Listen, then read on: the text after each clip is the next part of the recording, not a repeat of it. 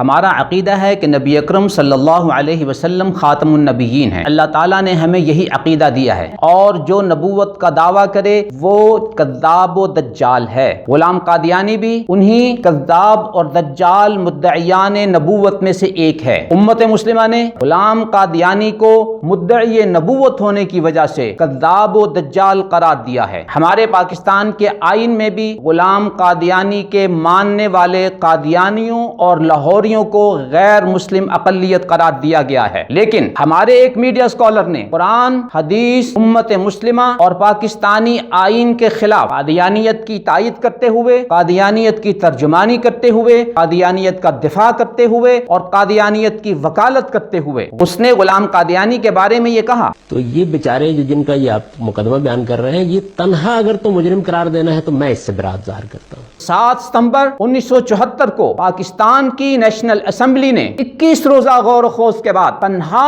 غلام قادیانی کو اور اس کے ماننے والوں کو مجرم قرار دیا۔ سلسلے میں پاکستان کی نیشنل اسمبلی میں جب فیصلہ ہو رہا تھا تو اس کے کچھ خد و خال ہم آپ کے سامنے رکھتے ہیں۔ قادیانیت کی 125 سالہ تاریخ میں اگست اور ستمبر 1974 کو پاکستان کی نیشنل اسمبلی میں جو سٹیج سجا تھا، ایسا سٹیج نہ قادیانیت کی تاریخ میں آج سے پہلے کبھی سجا اور نہ آج کے بعد کبھی سجنے کی توقع ہے، جس میں امت مسلمہ کے اس دور کے عظیم اکابرین علماء وہ ایک طرف موجود تھے۔ پارلیمانی سطح پہ ختم نبوت کے حوالے سے قرارداد کے 37 محرکین میں علماء کا جو طبقہ موجود تھا، ان میں آل پارٹیز مرکزی مجلس عمل تحفظ ختم نبوت پاکستان کی طرف سے مفتی محمود صاحب رحمۃ اللہ علیہ کی قیادت میں علماء کا جو وفد موجود تھا، اس میں حضرت مولانا عبدالحق صاحب اکوڑا خٹک والے اور مسلک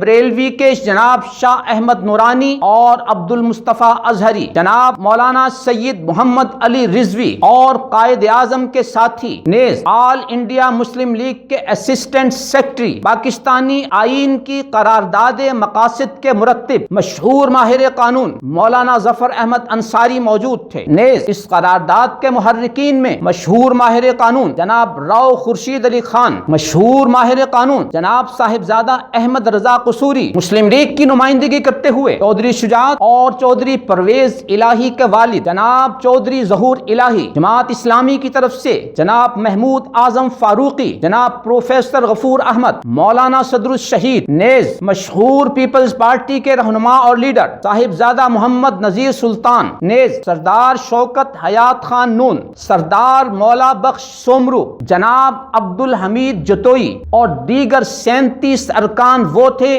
جنہوں نے ختم نبوت کے حوالے سے اس قرارداد کو قومی اسمبلی کے لیے بطور محرک پیش کیا۔ امت مسلمہ کے علماء اور پارلیمانی لیڈران کے بالمقابل دوسری طرف اس دور میں قادیانیت کی اعلیٰ ترین قیادت، جن میں انجمن احمدیہ ربوہ کا سربراہ مرزا قادیانی کا پوتا ناصر احمد، جو اس کا تیسرا مزعومہ خلیفہ بھی تھا، اور دوسری طرف لاہوری قادیانیوں کی انجمن اشاعت الاسلام کا سربراہ صدر الدین اپنے اپنے وفد کے ہمراہ پارلیمنٹ میں موجود رہے۔ ادھر مشہور ماہر قانون جناب یحییٰ بختیار نے بطور اٹارنی جنرل فرائض سر انجام دیے، جبکہ اسپیکر قومی اسمبلی صاحبزادہ فاروق علی خان تھے، اور وزیر اعظم پاکستان جناب ذوالفقار علی بھٹو وہ بھی پارلیمنٹ میں موجود رہے۔ اس کے ساتھ ساتھ دیگر کل ارکان قومی اسمبلی یہاں موجود تھے۔ گویا امت مسلمہ کی اعلیٰ قیادت اور قادیانی وفد کی اعلیٰ قیادت اور پاکستان کی نمائندہ اسمبلی اتنا بڑا سٹیج سجا۔ تقریباً 1 ماہ کے دوران 21 دن تک اجلاس کی کارروائی ہوئی۔ 11 دن میں مرزا ناصر کے موقف کو سنا گیا اور اس پر جرح مکمل ہوئی۔ 2 دن میں لاہوری قادیانیوں کے موقف کو سنا گیا اور ان پر جرح مکمل ہوئی، جبکہ قادیانی موقف کے جواب میں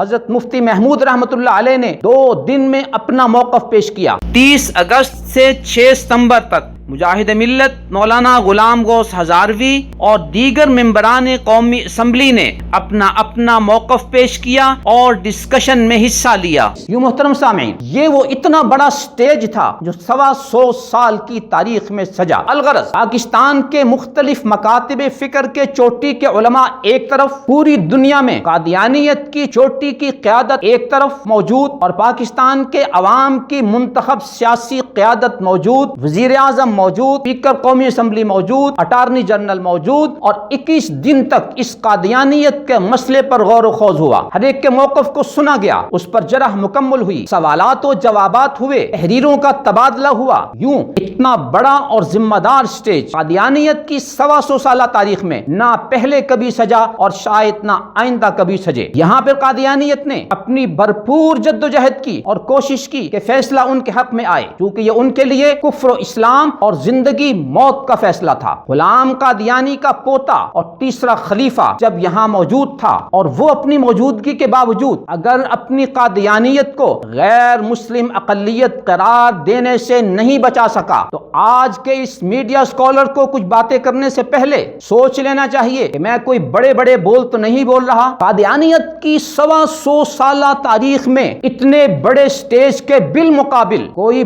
بولنے سے پہلے اس میڈیا اسکالر کو اپنا علمی معاشرتی قد کاٹ ناپ لینا چاہیے تھا۔ یوں بند کمرے میں بیٹھ کر اور سوشل میڈیا پر ایسی غیر ذمہ دارانہ اور غیر علمی گفتگو تو کرنا آسان ہوتا ہے، لیکن اپنے مد مقابل کی موجودگی میں اور کسی ذمہ دار سٹیج پر بات کرنا یہ مشکل ہوتا ہے۔ کاش کہ غلام قادیانی اور صوفیاء کے حوالے سے یہ گفتگو کرنے سے پہلے موصوف میڈیا اسکالر پارلیمانی کارروائی کی مصدقہ رپورٹ پڑھ لیتے تو ہرگز ایسی غیر ذمہ دارانہ بات نہ کرتے، اس لیے کہ مرزا ناصر نے دوران کارروائی یہ ساری باتیں وہاں پر کی تھیں۔ وہاں بھی ابن عربی، مجدد الفسانی اور ملا علی قاری رحمہ اللہ وغیرہ کے ریفرنسز پیش کیے گئے اور ان سب عبارتوں علماء نے جواب دیے۔ الغرض یہ میڈیا اسکالر حضرات صوفیاء کی بعض عبارتیں پیش کر کے اور ان میں لفظی اور معنوی تحریف کر کے اور ان کا خود ساختہ مفہوم پیش کر کے غلام قادیانی کو جو بچانے کی کوشش کر رہے تھے،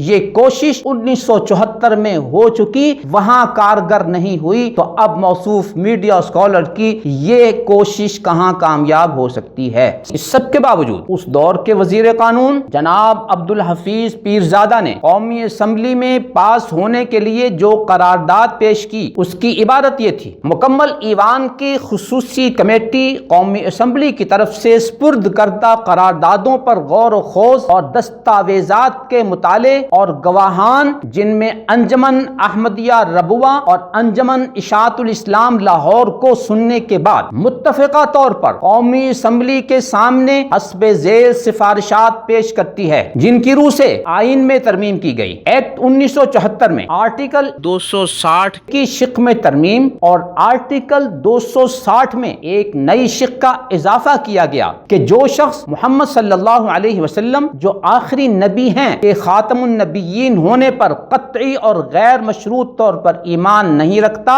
یا جو محمد صلی اللہ علیہ وسلم کے بعد کسی مفہوم میں یا کسی قسم کے نبی ہونے کا دعویٰ کرتا ہے، یا جو کسی ایسے مدعی کو نبی یا دینی مصلح تسلیم کرتا ہے، وہ آئین یا قانون کے اغراض کے لیے مسلمان نہیں ہے۔ ملاحظہ ہو پارلیمانی کارروائی کی مصدقہ رپورٹ صفحہ نمبر 2950۔ ہم نے جس نبی کا کلمہ پڑھا ہے وہ لا الہ الا اللہ محمد الرسول اللہ والا کلمہ ہے۔ اس کلمے والے نبی نے جس مدعی نبوت کو کذاب و دجال قرار دیا ہے، اس نبی کی امت نے بھی اسے کذاب و دجال قرار دیا ہے۔ اب آپ اس نبی اور اس امت کی صف میں کھڑا ہونا چاہتے ہیں یا اس کے بالمقابل غلام قادیانی کذاب و دجال اور اس کی وکالت و ترجمانی کرنے والے میڈیا اسکالر کی صف میں کھڑا ہونا چاہتے ہیں؟ پاکستان کا آئین قادیانیوں کو غیر مسلم اقلیت قرار دیتا ہے، قادیانی اس آئین کو تسلیم نہیں کرتے، اور یہ میڈیا اسکالر بھی کہتا ہے، تو میں اس فیصلے سے برات ظاہر کرتا ہوں۔